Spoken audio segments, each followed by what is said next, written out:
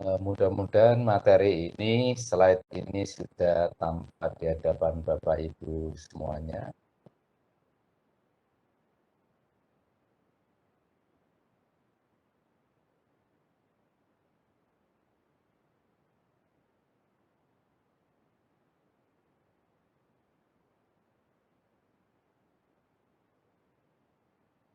Apakah slide ini sudah tampak di hadapan Bapak Ibu? Sudah Bapak. Sudah Pak. Terima kasih. Tadi saya katakan bahwa pada saat kita melakukan pengambilan kesimpulan dalam pengujian hipotesis ini dibayangi oleh adanya dua macam kesalahan. Kesalahan tipe 1, yaitu kesalahan pada saat kita menolak H0 yang benar, probabilitas berbuat kesalahan tipe 1 diberi lambang alfa. Lalu yang kedua, kita dibayangi juga oleh adanya kesalahan pada saat kita tidak menolak H0, padahal kenyataan H0 tidak benar. Menerima H0 yang salah, probabilitas berbuat kesalahan tipe 2 diberi lambang dengan beta. Lalu alfa ini kesalahan yang fatal, ini maksimum adalah 5%. Beta itu kesalahan juga tapi tidak sefatal alfa sehingga masih diberi toleransi 20%, seperti yang tadi saya utarakan ke Anda. Lalu pada saat kita melakukan pengujian hipotesis, tentu saja ada langkah-langkah proses dalam melakukan pengujian hipotesis. Misalkan saja pada saat kita membandingkan dua macam obat, kelompok pasien yang kiri kita beri obat standar, obat yang ada di pasaran, obat yang sudah digunakan bertahun-tahun, obat yang harganya murah. Sementara kelompok pasien yang kanan, ini pasien-pasien yang diberikan obat baru. Obat baru adalah obat yang didesain sedemikian rupa, efek sampingnya kecil tapi harganya lebih mahal. Maka pertanyaan penelitiannya adalah apakah obat baru lebih efektif dibandingkan obat standar? Ini pertanyaan penelitiannya. Lalu yang dinamakan efektif, pengertian efektif itu seperti apa? Definisi operasional efektif itu seperti apa? Kalau efektif itu pengertiannya berbeda-beda, skala pengukurannya berbeda-beda, maka uji statistik yang digunakan pun akan berbeda-beda. Di dalam slide ini efektif diukur lewat kecepatan sembuh pasien. Kecepatan sembuh pasien, pasien yang minum obat standar, pasien yang minum obat baru dicatat sembuhnya bisa dalam satuan hari, bisa dalam satuan jam, bisa dalam satuan yang lain. Itu datanya diukur dalam skala yang rasio, data yang berupa angka. Di dalam ilustrasi ini, satuannya adalah jam, yaitu pasien yang minum obat standar berapa jamkah dia akan sembuh, pasien yang minum obat baru berapa jamkah dia akan sembuh. Karena efektif diukur lewat skala rasio, ya kecepatan sembuh pasien, maka obat baru dikatakan lebih efektif dibandingkan obat standar kalau pasien yang minum obat baru lebih cepat sembuhnya dibandingkan pasien yang minum obat standar. Kalau dalam bahasa statistika, rata-rata kecepatan sembuh pasien yang minum obat baru lebih singkat, lebih kecil, lebih cepat dibandingkan rata-rata kecepatan sembuh pasien yang minum obat standar. Membandingkan dua rata-rata kecepatan sembuh, membandingkan dua min kecepatan sembuh pasien yang minum obat standar dan obat baru. Nah, seperti yang tadi saya utarakan, di dalam melakukan pengujian hipotesis ada langkah-langkah, ada aturan, ada proses. Yang pertama adalah kita rumuskan H0 dan H1.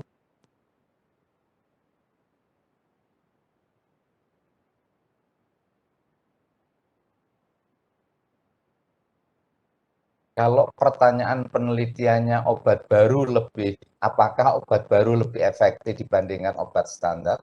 Ini pertanyaan penelitian. Lalu hipotesisnya adalah obat baru lebih efektif dibandingkan obat standar.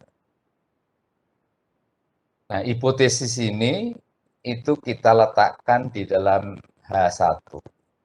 Obat baru lebih efektif dibandingkan obat standar.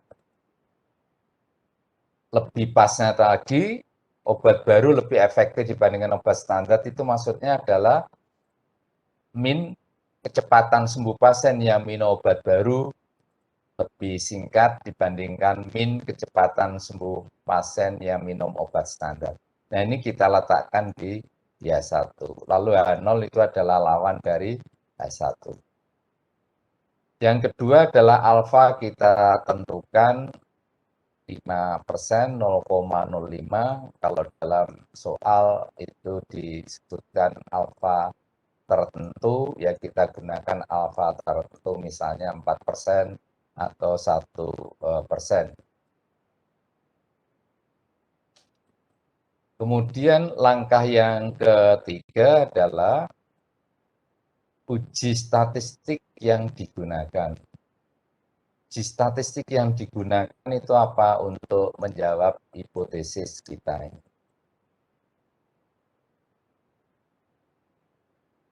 Salah satu uji yang bisa digunakan untuk mengatakan obat baru lebih efektif dibandingkan obat standar adalah menggunakan uji T. Tepatnya adalah independent sample t-test.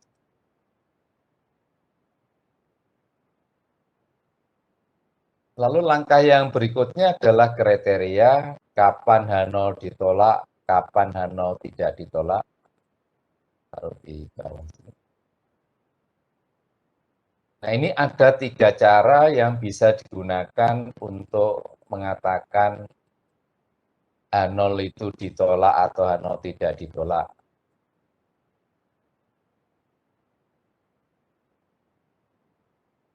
Yang pertama adalah tentu saja tadi membandingkan uji statistik membandingkan uji statistik dengan tabel. Uji statistik dengan tabel.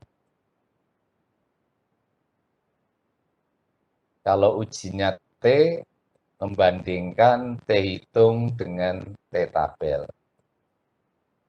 Lalu yang kedua, kalau mengolah datanya menggunakan paket program statistik, entah itu menggunakan paket program SAS, SAS, Statistical Analysis System, atau menggunakan Stata, Statistical Analysis, atau menggunakan paket program SPSS, atau menggunakan paket program Minitab, atau menggunakan R, maka output paket program tersebut akan memberikan informasi kepada kita mengenai nilai P, nilai probabilitas, nilai signifikansi, istilah kerennya adalah p-value.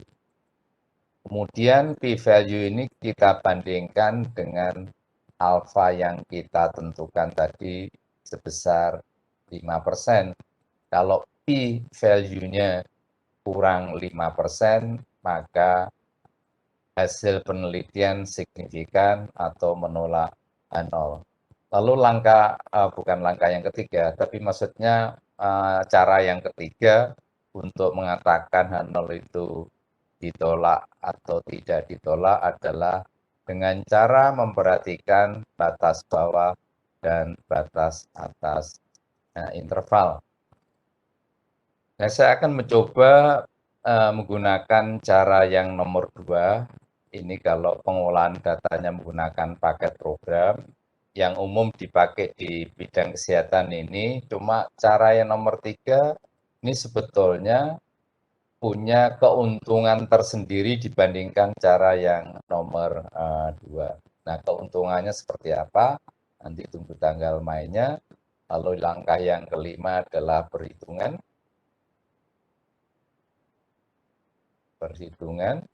Kalau menggunakan cara yang nomor 2 ya p-value-nya kita cari dari dalam output paket program, alfanya kita pilih 5%, kalau p-value kurang 5%, kesimpulannya itu seperti apa. Ini langkah-langkah dalam proses pengujian hipotesis.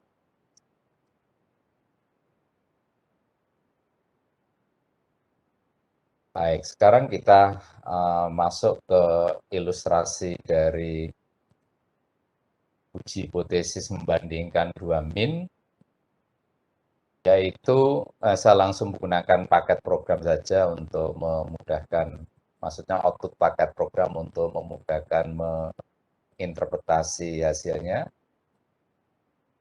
30 pasien yang minum obat baru, masing-masing kita catat sembuhnya itu berapa jam. Pasien yang pertama, kedua, ketiga, sampai ke 30, ini ada angkanya, kemudian kita hitung rata-ratanya. Ternyata rata-ratanya sebesar 35,9 jam. 40 pasien yang minum obat standar, ini pun kita catat yang pertama sembuhnya berapa jam, yang kedua, ketiga, sampai yang ke-40. Lalu rata-ratanya berapa? Rata-ratanya adalah 39, sekian jam.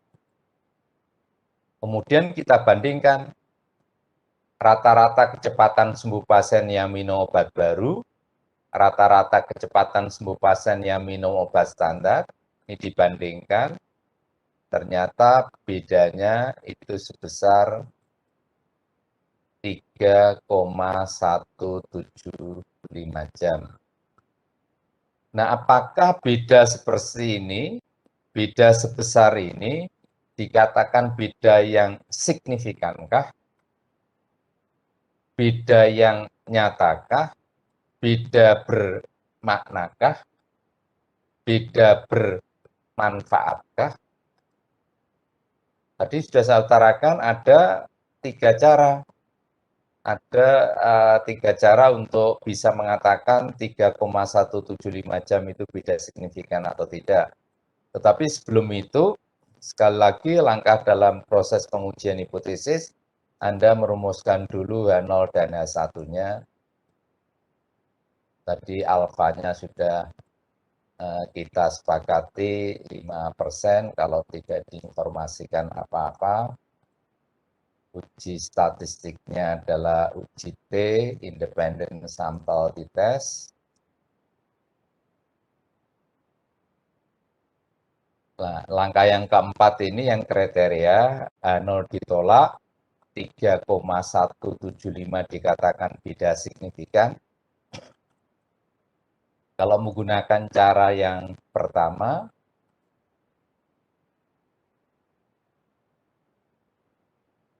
yaitu membandingkan, cara yang pertama membandingkan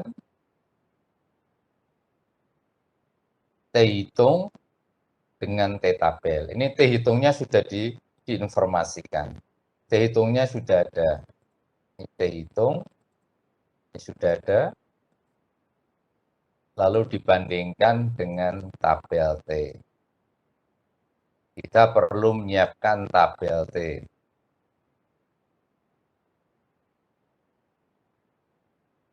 cara yang pertama. Cara yang kedua adalah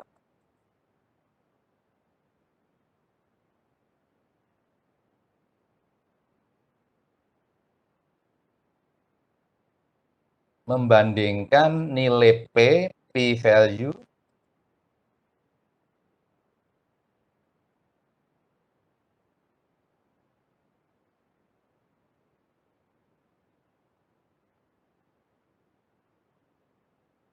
dengan besarnya alfa yang dipilih sebesar 5%. Nah, di dalam contoh ini p-value-nya berapa besar? P-value-nya sebesar 0,009 jika menggunakan yang atas, kalau menggunakan yang bawah adalah 0,010. Kriteria kita adalah 3,175 jam ini dikatakan beda yang signifikan. Beda yang signifikan.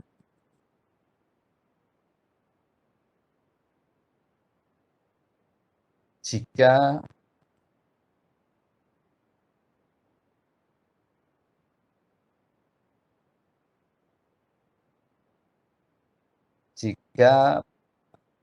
p-value-nya itu kurang dari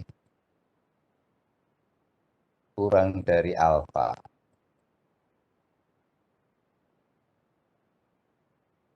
P-value di dalam output paket program ini, entah itu menggunakan yang atas atau menggunakan yang bawah, ini kurang dari 0,05. Maka 3,175 jam ini dikatakan beda yang signifikan. Dengan kata lain, H0-nya itu ditolak, bedanya signifikan. H1 diterima, itu artinya bahwa obat baru lebih efektif dibandingkan obat yang standar.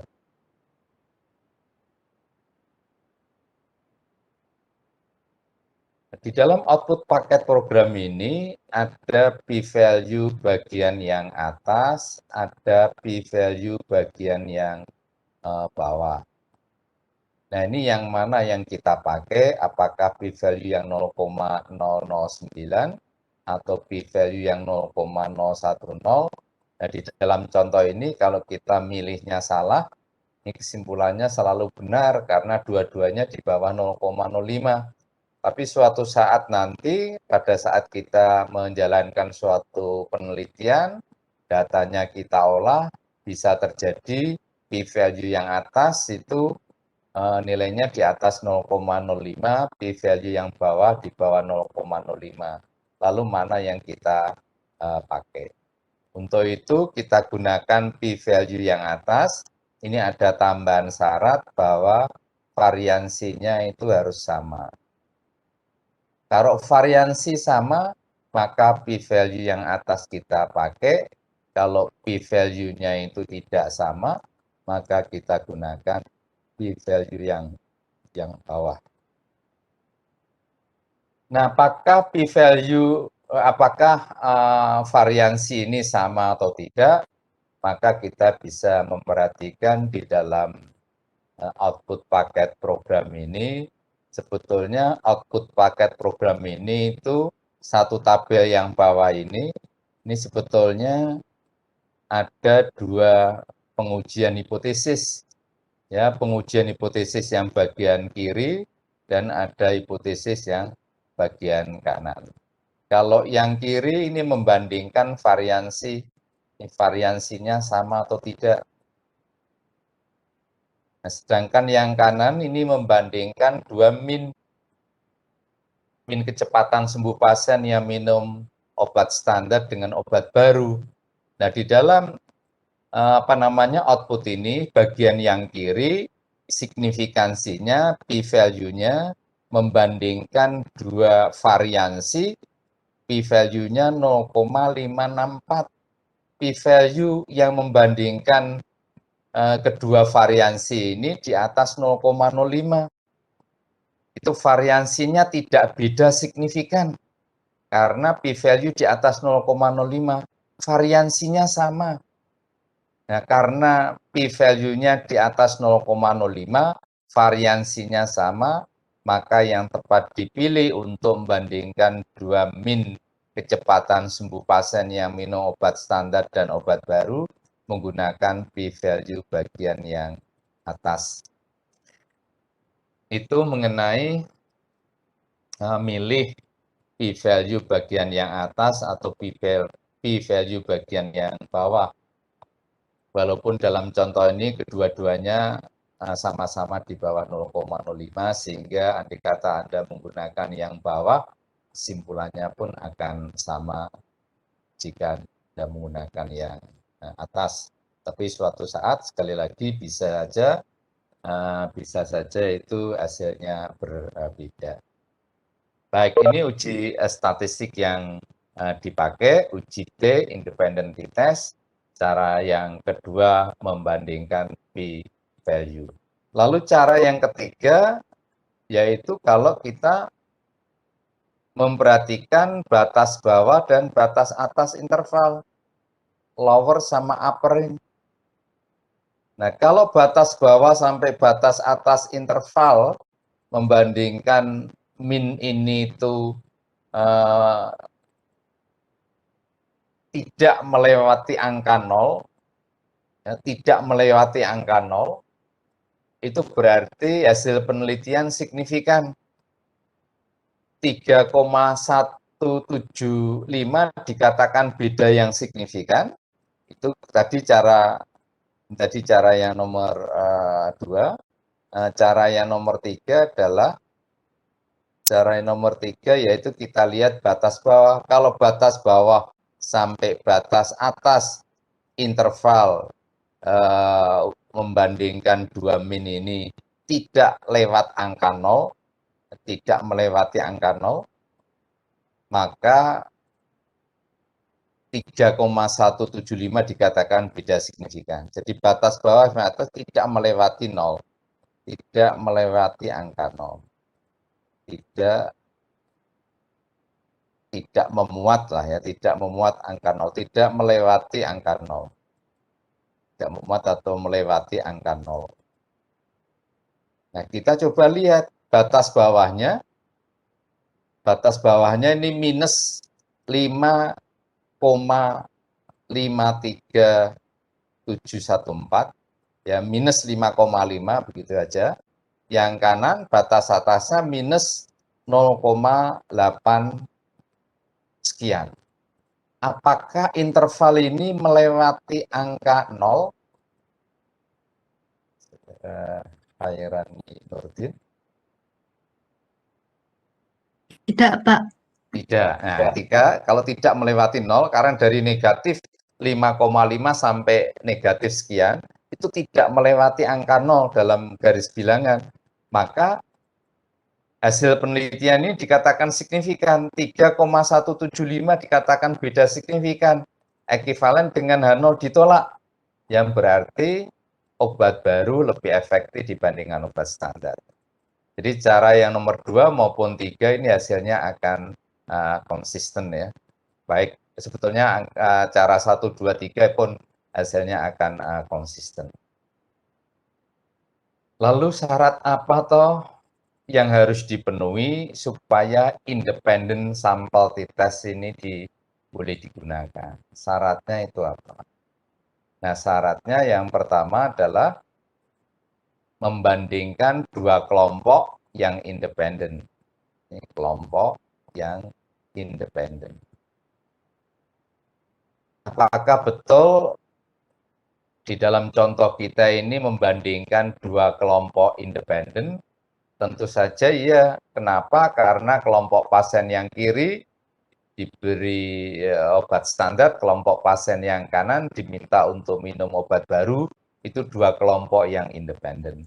Lalu syarat yang kedua, variabel interestnya, variabel responnya, kecepatan sembuh pasien yang minum obat standar maupun obat baru, ini harus diukur dalam skala yang rasio. Nah, ini dipenuhi juga. Kenapa? Karena kecepatan sembuh pasien ini satuannya jam ya, data berupa angka, skalanya rasio. Lalu syarat yang ketiga, kita harus bisa menunjukkan kecepatan sembuh pasien yang minum obat baru, kecepatan sembuh pasien yang minum obat standar, masing-masing harus bisa ditunjukkan mengikuti distribusi normal. Nah, kalau iya, maka independent t-test ini tadi sudah tepat kita pilih. Nah, bagaimana cara menunjukkan suatu data itu mengikuti distribusi normal atau mengikuti distribusi yang lain? Nah, banyak cara yang bisa kita gunakan untuk menunjukkan suatu data itu mengikuti distribusi normal atau tidak. Cara yang pertama adalah kita bisa menggunakan plot yang dikenal dengan nama histogram.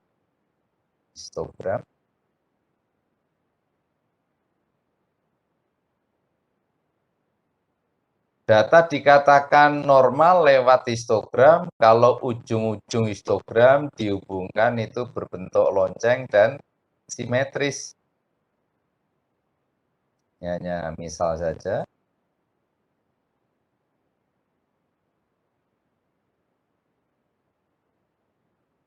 Ujung-ujung histogram dihubungkan berbentuk lonceng dan simetris yang mengindikasikan bahwa datanya itu mengikuti distribusi normal.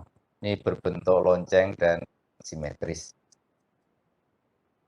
Cara yang lain masih plot juga, yaitu kita bisa menggunakan PP plot,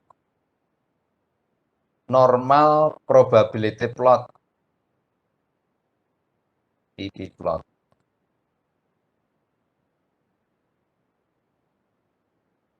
Data dikatakan normal lewat PP plot kalau titik-titiknya itu di sekitar garis diagonal. Titik-titik yang berwarna biru ini itu di sekitar garis diagonal, maka data dikatakan mengikuti distribusi normal. Cara yang lain adalah kita bisa menggunakan uji yang dikenal dengan nama Kolmogorov-Smirnov test. Bisa menggunakan Shapiro-Wilk test.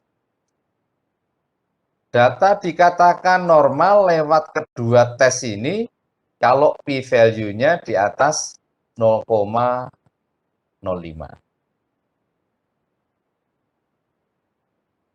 Data dikatakan mengikuti distribusi normal lewat Kolmogorov-Smirnov test maupun Shapiro-Wilk test kalau p-value-nya di atas 0,05.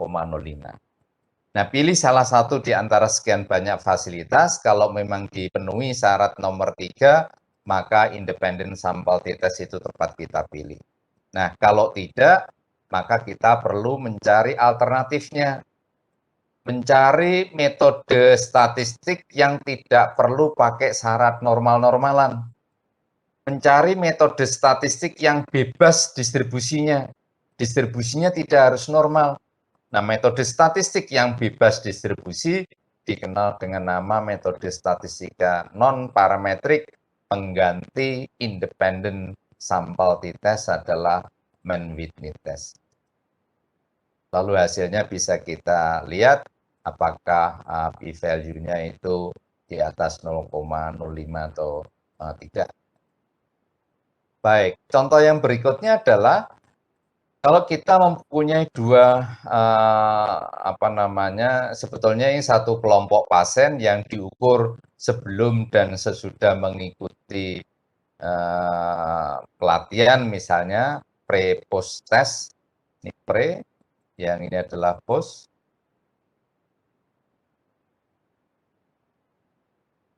Di dalam contoh kita, yang kiri, kotak yang kiri, pasien-pasien yang kadar kolesterol totalnya di atas 200, pasien-pasien yang kadar kolesterolnya tinggi di atas 200 supaya turun, maka mereka kita kasih treatment, perlakuan, yaitu mereka kita minta untuk mengikuti program diet. Setelah mengikuti program diet, kita cek lagi kadar kolesterol totalnya itu seperti apa. Pertanyaan penelitiannya adalah, apakah program diet efektif menurunkan kadar kolesterol total?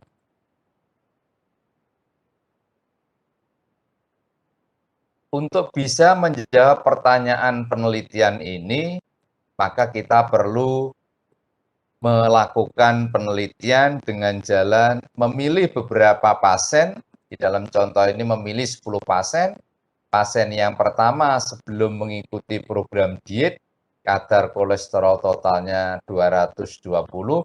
Setelah ikut diet, turunnya adalah sebesar 20. Pasien yang ketiga awalnya 216, setelah ikut diet naik, kenaikannya itu 15. Pasien yang kelima ikut diet maupun tidak adalah sama saja. Dengan hasil penelitian seperti ini, dapatkah kita mengatakan bahwa program diet efektif menurunkan kadar kolesterol total? Nah, untuk bisa mengatakan program diet efektif menurunkan kadar kolesterol total, uji statistik apa toh yang cocok digunakan? Apakah independent sample t-test ini bisa kita pakai? Tentu saja tidak bisa. Kenapa? Syarat yang pertama tidak dipenuhi, yaitu kalau pakai independent t-test, dua kelompoknya independen. Padahal di dalam data kita, ilustrasi kita, ini dua kelompoknya itu dependen, ada ketergantungan antara hasil pengukuran pertama dan kedua. Dua kelompok pasien ini sebetulnya pasien yang sama. Pasien yang sama diukur 2 kali sebelum dan sesudah mereka mengikuti program diet. Jadi ada dependensi. Maka uji statistik yang cocok digunakan ya mestinya dependent sample t-test. Dependent sample t-test.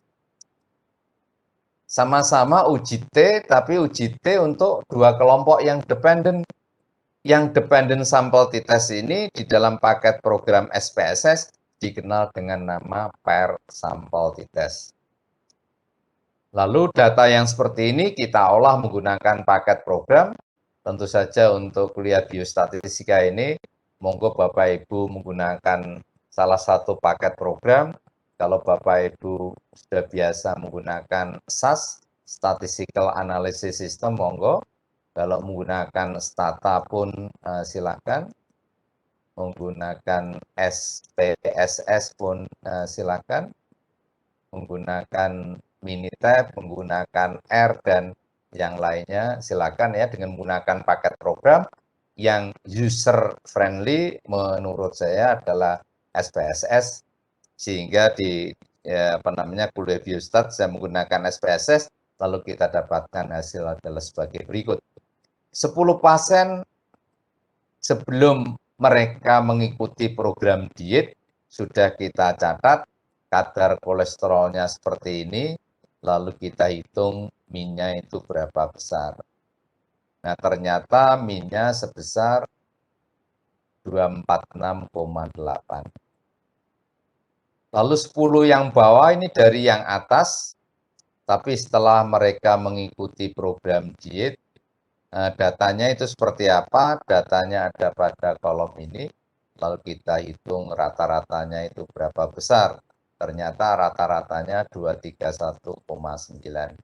Bandingkan kedua hasil ini, bedanya itu berapa? Bedanya adalah sebesar 14,9. Nah, apakah 14,9 ini dikatakan beda yang signifikan? Maka 3 cara bisa kita lakukan seperti tadi. Yang pertama membandingkan T hitung dengan T tabel. Cara yang kedua adalah memperhatikan p-value. Cara yang ketiga adalah memperhatikan batas bawah dan batas atas interval. Kalau kita gunakan cara yang nomor 2, yang p-value-nya 0,046, yang angka ini itu kurang dari 0,05, maka 14,9 dikatakan beda yang signifikan. Maksudnya beda signifikan adalah program diet efektif menurunkan kadar kolesterol total. Tentu saja ini saya utarakan secara singkat ya, tapi langkah-langkah dalam proses pengujian hipotesis ya, Bapak Ibu harus menuliskan H0 dan H1-nya itu seperti apa, lalu alfanya kita pilih berapa persen, uji statistiknya adalah uji T, tapi T ini adalah dependent sample t-test, lalu langkah yang keempat tadi kriteria, H0 ditolak kalau cara yang pertama, cara kedua, cara yang ketiga, lalu yang kelima perhitungan, ya kalau menggunakan paket program ya T hitungnya ada, P value-nya ada, batas bawah, batas atas ada, lalu yang keenam adalah pengambilan kesimpulan. Nah, yang saya pakai ini tadi adalah saya langsung lewat yang nomor 4 ini, yaitu menggunakan ketiga cara untuk bisa mengatakan bahwa program diet itu efektif menurunkan kadar kolesterol total atau tidak.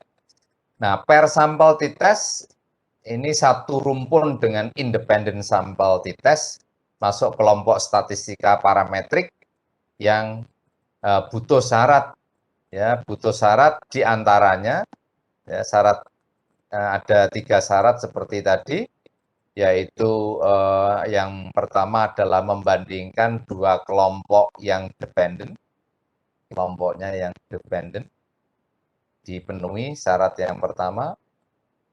Lalu yang kedua variabel interestnya, yaitu kadar kolesterol total, ini harus diukur dalam skala rasio, ini dipenuhi karena data berupa angka, kadar kolesterol total, rasio, syarat yang ketiga deltanya, deltanya ini harus bisa ditunjukkan mengikuti distribusi normal.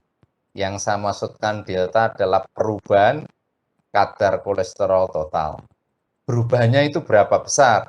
Di dalam contoh ini deltanya, D-nya ini, deltanya adalah tunjukkan ini mengikuti distribusi normal. Kalau delta mengikuti normal, maka per t-test sudah tepat. Kalau tidak normal, ya, kalau syarat yang nomor 3 tidak dipenuhi, kita perlu mencari uji statistik yang tidak perlu pakai syarat normal-normalan, metode statistik yang bebas distribusi, metode statistik yang non-parametrik, pengganti per t-test adalah Wilcoxon test. Lalu hasil dari Wilcoxon adalah seperti ini. Kemudian bagaimana kalau yang kita bandingkan itu tidak hanya 2 macam obat, tapi bisa 3 macam obat, 4 macam obat, dan seterusnya. Nah, di antara 4 uji yang tadi sudah kita pelajari, independent sample t-test, Mann-Whitney test, dependent sample t-test, Wilcoxon test, mana tahu uji yang bisa kita pakai di sini? Yang bisa kita pakai adalah paling tidak menggunakan independent sample t-test. Kalau kita gunakan independent sample t-test di dalam ilustrasi ini, maka ada kelemahan. Kelemahan yang pertama adalah adanya multiple t-test, t-test yang berkali-kali untuk membandingkan 3 macam obat. T-test yang pertama membandingkan A dan B, t-test yang kedua membandingkan ya urutannya terserah ya, membandingkan B dan C, atau kalau kita ambil yang ini, A dibandingkan B, A dibandingkan C, lalu yang ketiga adalah B dibandingkan dengan C. 3 kali independent sample t-test harus kita jalankan. Kalau obatnya itu 3, kalau obatnya ada 4, tentu saja akan ada 6 kali independent t-test harus dijalankan. Kalau obatnya 5, A, B, C, D, E, maka ada 10 kali independent sampel t-test harus dijalankan. Ini ya kelemahan kalau kita gunakan independent sampel t-test. Untuk itu dikenalkan yang menjalankan proses pengujian hipotesisnya tidak seperti independent t-test yang berkali-kali, entah itu obatnya 3, obatnya 4, obatnya 5, obatnya 10, hanya 1 kali running saja yang dikenal dengan nama ANOVA, Analysis of Variance, membandingkan mean yang lebih dari 2 populasi, 2 kelompok.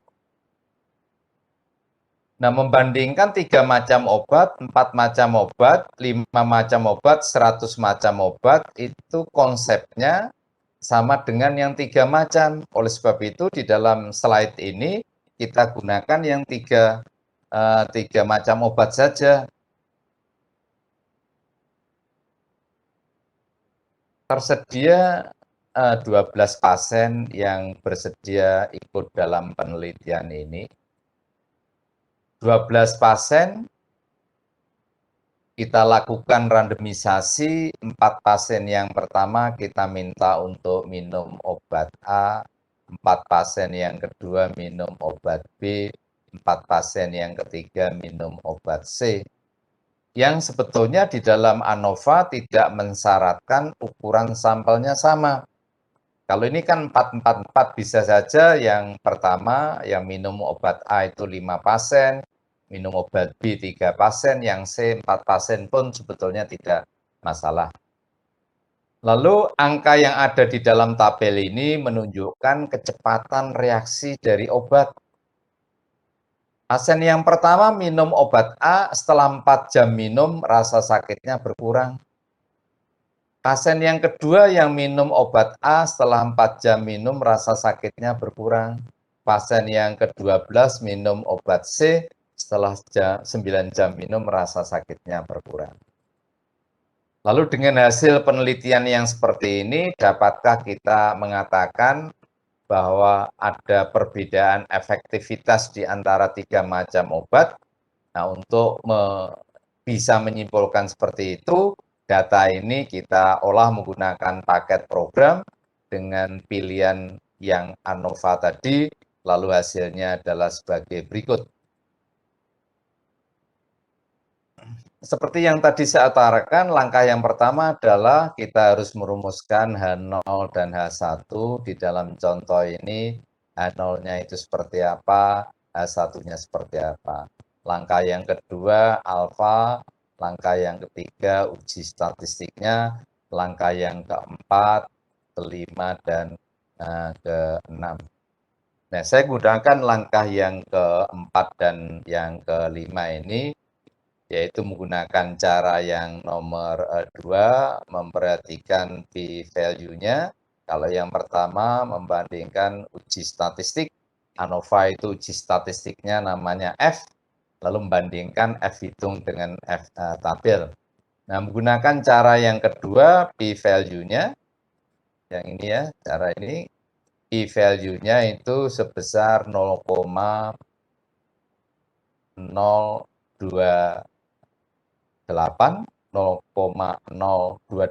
yang angka ini kurang dari 0,05, berarti hasil penelitian signifikan, kan?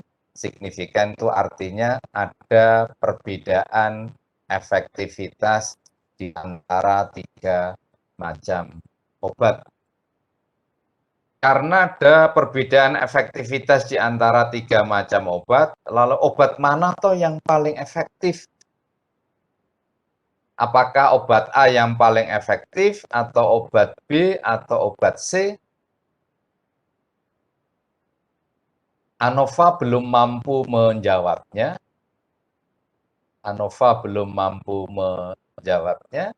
Lalu kita perlu uji lanjut dari ANOVA yang bisa digunakan untuk mengatakan obat A yang lebih efektif di antara obat yang lain, atau yang B, atau yang C. Uji lanjut dari ANOVA dikenal dengan nama MC,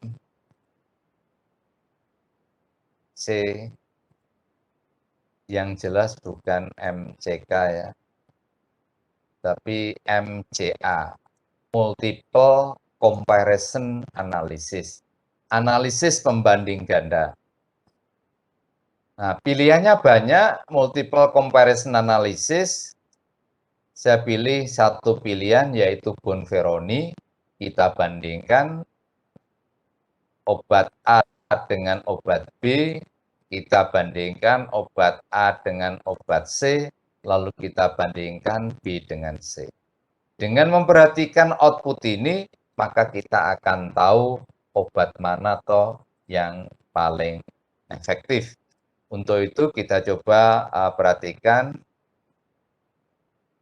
obat A dengan obat B dulu, obat A dibandingkan obat B, obat A dikurangi obat B, hasilnya 1,5 jam. Obat A atau obat B yang lebih efektif, Saudara Widya Rizky Fadila? Pak. Halo. Ya. Mas.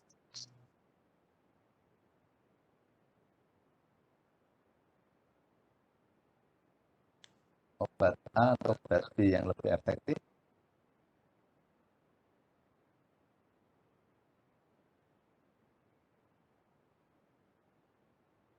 Nah, untuk bisa mengatakan A dan B ini lebih efektif yang mana, kita harus memperhatikan data kita. Data kita ini mengenai kecepatan reaksi obat. Kecepatan reaksi obat. Kecepatan reaksi. Di dalam contoh kita, obat yang reaksinya cepat, dalam tanda petik begitu, itu yang lebih baik.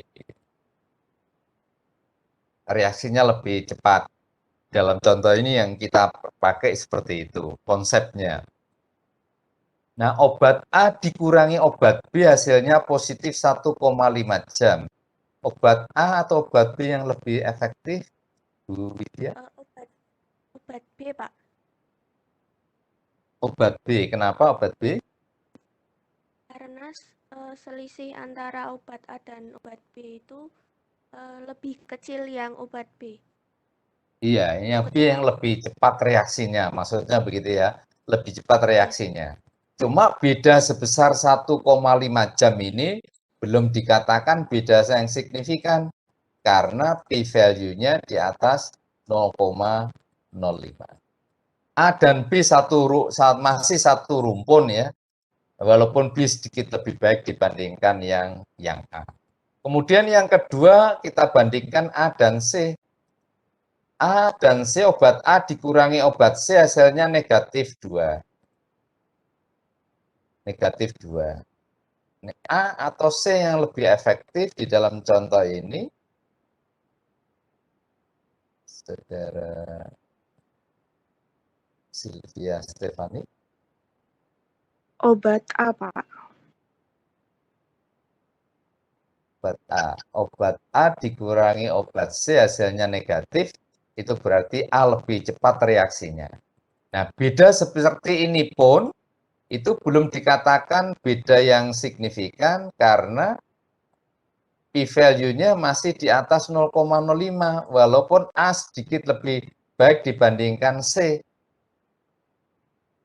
Lalu kita bandingkan yang berikutnya, B dibandingkan C, obat B dikurangi obat C hasilnya negatif sekian, negatif 3,5, B atau C yang lebih efektif, Saudara Muhammad Dhani.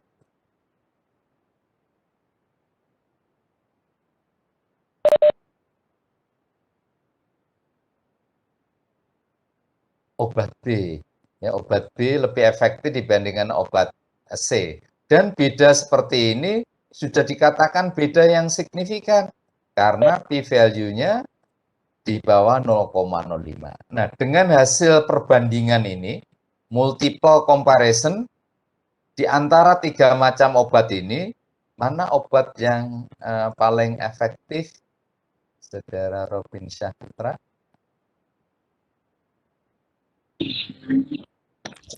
Dan B, Pak. Obat B. Jadi di dalam contoh kita ini adalah obat B itu adalah obat yang paling efektif ya, menggunakan multiple comparison analysis.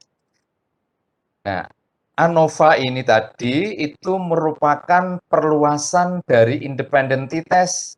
Maka syaratnya, ini syaratnya mirip dengan independent test. Karena ANOVA perluasan. Syarat yang pertama apa? Maaf, membandingkan lebih dari 2 kelompok independen. Ini syarat yang pertama. Syarat yang kedua, variabel interestnya harus skalanya rasio. Kecepatan reaksi dalam satuan jam tadi rasio. Syarat yang ketiga, kecepatan reaksi pasien yang minum obat A, kecepatan reaksi pasien yang minum obat B, kecepatan reaksi pasien yang minum obat C, masing-masing, yakni masing-masing tunjukkan normal. Tunjukkan normal. Lalu syarat yang nomor 4, variansinya harus sama. Variansinya sama. Ini ekivalen dengan independent test bagian yang atas tadi. Independent test tadi kan ada bagian atas, p-value atas, ada p-value yang bawah. Nah, ini variansinya harus sama. Ya, variansinya harus sama.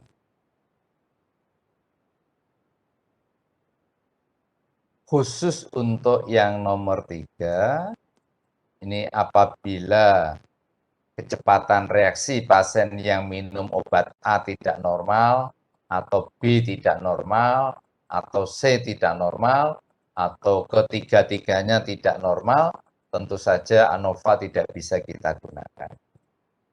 Maka kita perlu metode statistika non-parametrik pengganti ANOVA adalah Kruskal-Wallis test. Kruskal-Wallis test.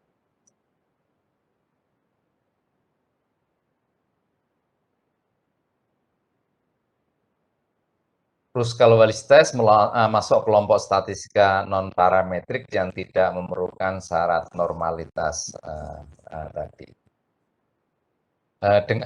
Dengan demikian, kita sudah belajar paling tidak ada 6 uji statistik, independent sample t-test, alternatifnya Mann-Whitney test, dependent sample t-test, alternatif di non-parametrik adalah Wilcoxon test, ANOVA, alternatif di non-parametrik adalah Kruskal-Wallis test.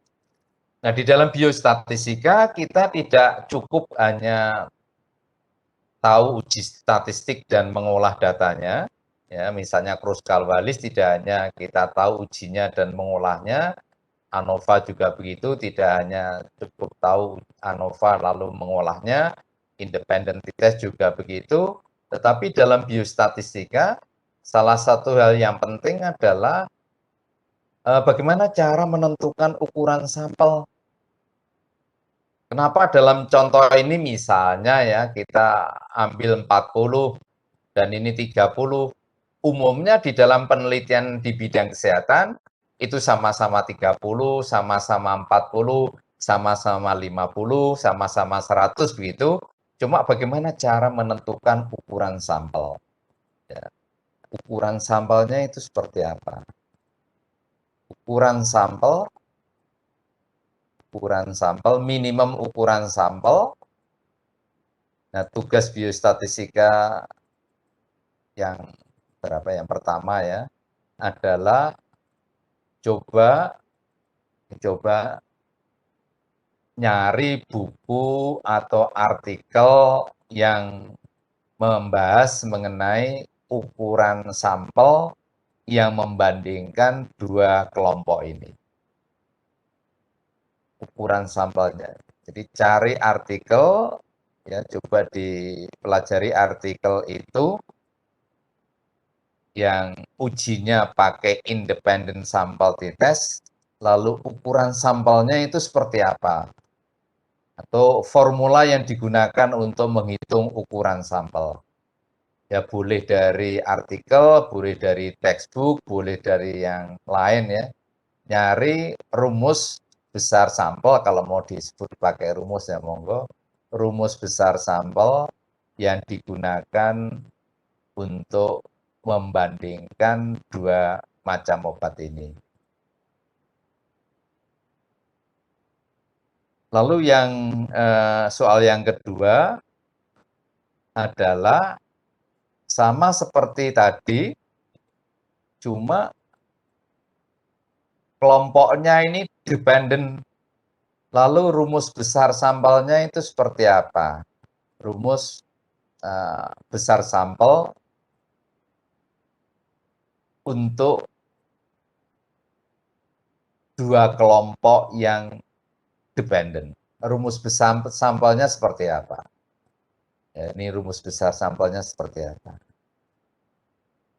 Ya, rumusnya seperti apa? Lalu Anda bisa memberikan suatu ilustrasi ya di soal di tugas ini.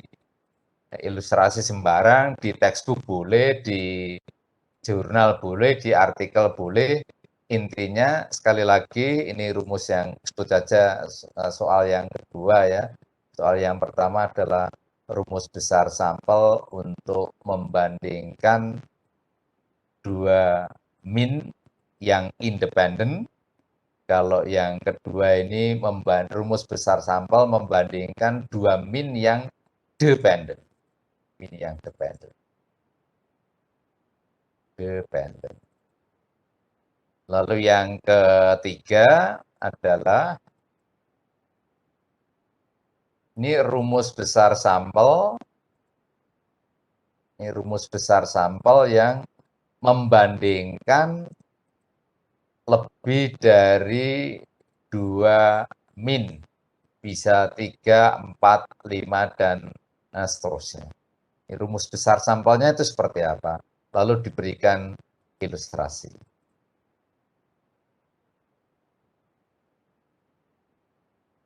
Baik, kalau ada pertanyaan, komentar mengenai tugas biostatistika ini, saya ulang kembali ya.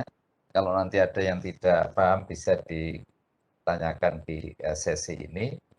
Tugas biostatistika kali ini adalah Anda diminta untuk membaca ya, suatu artikel boleh dari jurnal atau ada tulisan apa di sebut saja pas saat Anda download ya sembarang, atau Anda punya textbook statistika, textbook biostatistika yang berkaitan dengan rumus besar sampel membandingkan dua kelompok yang independen.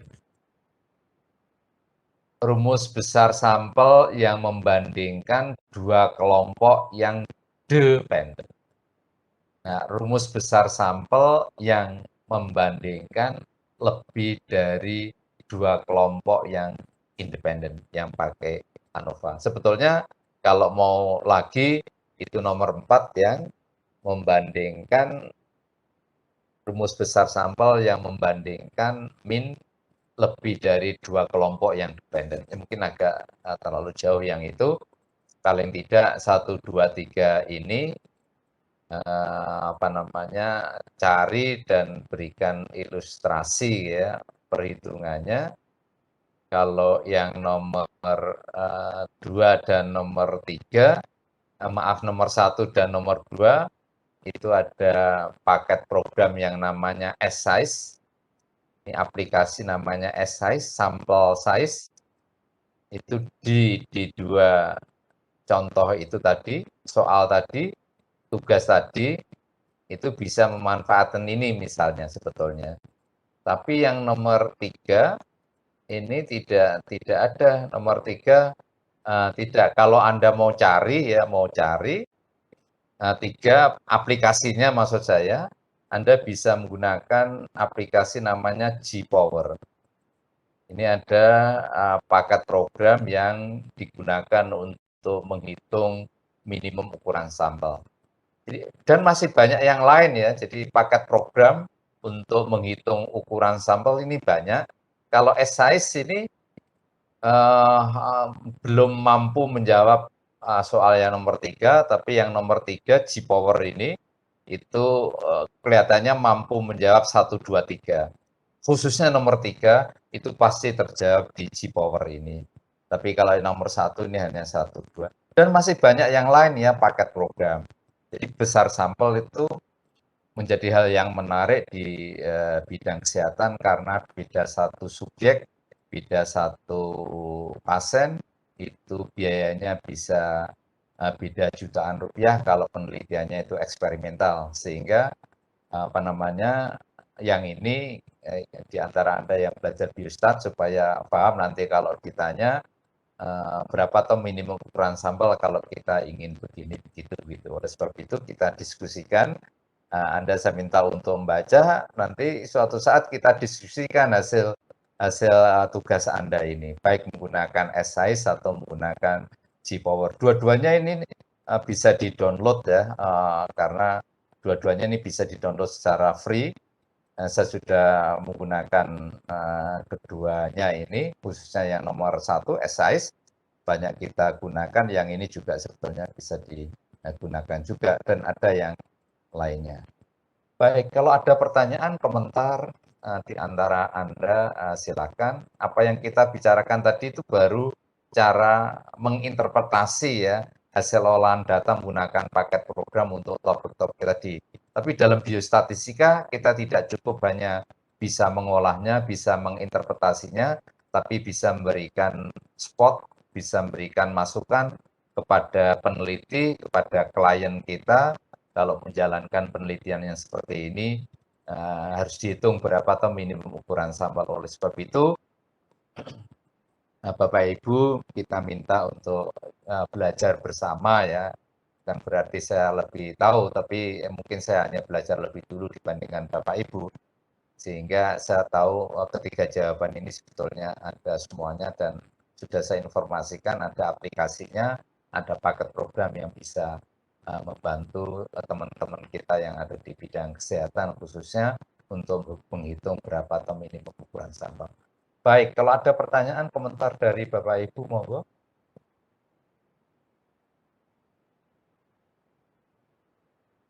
Tugasnya nanti saya coba tuliskan di tugas di bagian e-learning kan nanti ada tugas.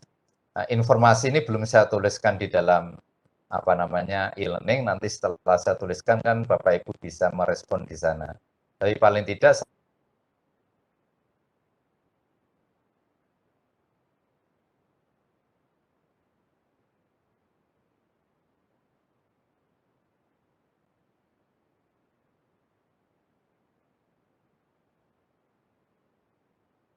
sebetulnya tidak apa-apa. Yang saya butuhkan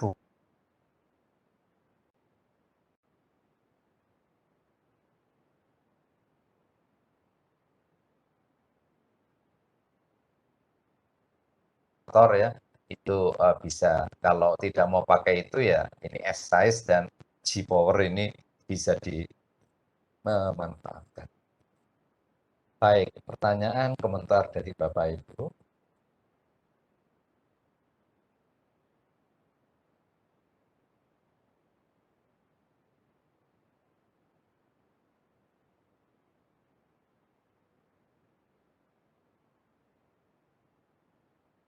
Saudara Revita Agustin Wahyu, pertanyaan kan?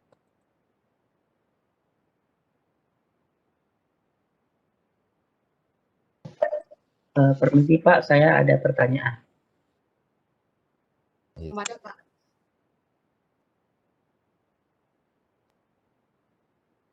Ya silakan Mas. Ya, ini Pak. Jadi tadi saya kalau nggak saya mendengar dari Bapak kalau misalkan obatnya itu lebih misalkan obat ada 4 obat, 5 obat sampai 100 obat gitu. Itu konsepnya sama seperti ada 3 obat gitu ya Pak ya. yang obat A, Betul, obat ya. B, obat C. Berarti kita nanti kalau misalkan ada 100 obat, itu tetap dibandingin satu persatu gitu ya, Pak? Jadi kan ada yang pertama adalah kalau misalnya kalau kita gunakan tes, independent test kan berarti berkali-kali di tes itu harus kita jalan. Tes untuk 4 macam obat, ini 6 kali independent tes. Kalau 5 macam obat kan 10 kali, apalagi kalau 100 macam obat, ini akan berkali-kali independent tes. Itu kelemahan independent tes. Kelemahan yang pertama. Kelemahan yang kedua independent test itu pada saat kita menjalankan satu integritas berbuat kesalahan tipe 1. Kalau tes yang kedua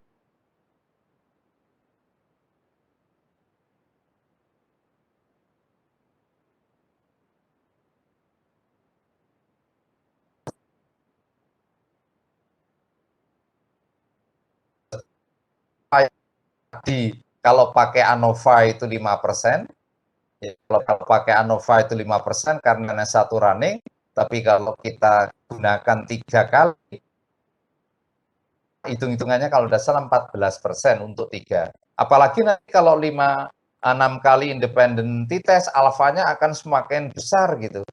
Ya. Padahal alfa itu kan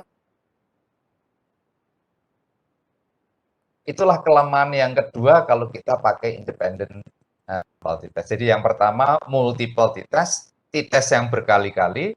Yang kedua alfanya tidak fix 5% terus, dengan berkali-kali T alfanya akan naik, sehingga dikenalkan uji yang dinamakan Toyota Innova yang bisa muat lebih banyak dibandingkan yang Xenia misalnya, ya begitu. Lalu mungkin pertanyaan berikutnya adalah kalau menggunakan multiple comparison kan bisa tadi A dengan B, A dengan C, dan seterusnya. Tapi juga kita bisa membandingkan A, B dengan C, dan seterusnya. Jadi banyak kali. Maka kita anjurkan menggunakan yang ANOVA. Mungkin begitu yang ditanyakan Pak Razik. Iya, Pak, betul. Ya, jadi maksudnya kalau pakai tes itu pertama adalah multiple tes yang berkali-kali. Kelemahan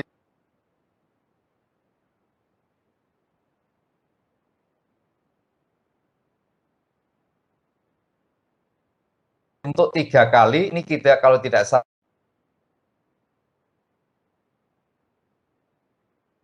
kali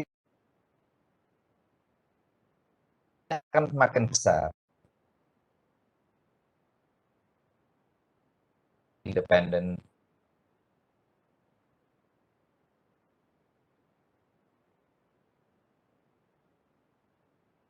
Maaf, Pak, putus-putus, Pak.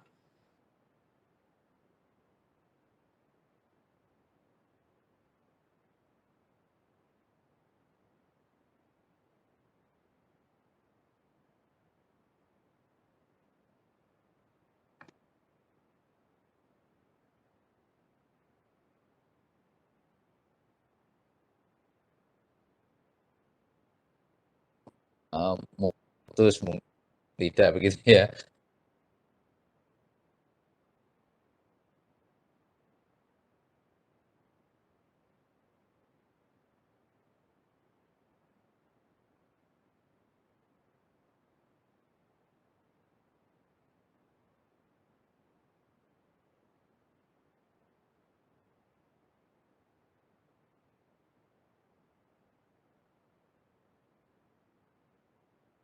Macam untuk 3 macam obat,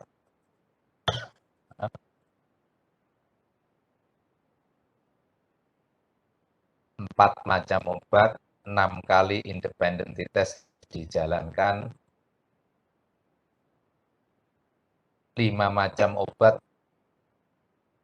tes harus dijalankan, 10 macam obat berkali-kali independent sample test.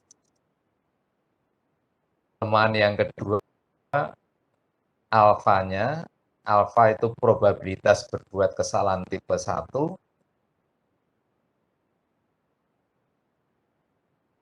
alfa 5% terus dengan berkali-kalinya independent test. Tapi dengan berkali-kali independent test kita jalankan, alfanya akan semakin besar. Padahal alfa itu kesalahan, kalau semakin besar kan hasil olahnya itu semakin jelek. Untuk itu gunakan yang ANOVA ini yang hanya 1 kali running saja, sehingga alfanya tetap 5% saja. Baik, saya kira itu yang bisa kita sampaikan untuk pertemuan ini. Kebetulan contohnya semuanya ini desainnya eksperimental. Minggu depan kita akan melanjutkan dengan desain yang observasional, yaitu desain yang prospektif, retrospektif. Ini desainnya observasional, tidak ada eksperimen, tidak ada perlakuan pada contoh ini. Baik, saya kira itu untuk pertemuan kali ini. Banyak kekurangannya, mohon maaf. Agar supaya materi ini bermanfaat bagi kita, marilah kita baca hamdalah. Alhamdulillahirrahmanirrahim. Assalamualaikum warahmatullahi wabarakatuh. Waalaikumsalam warahmatullahi wabarakatuh. Waalaikumsalam.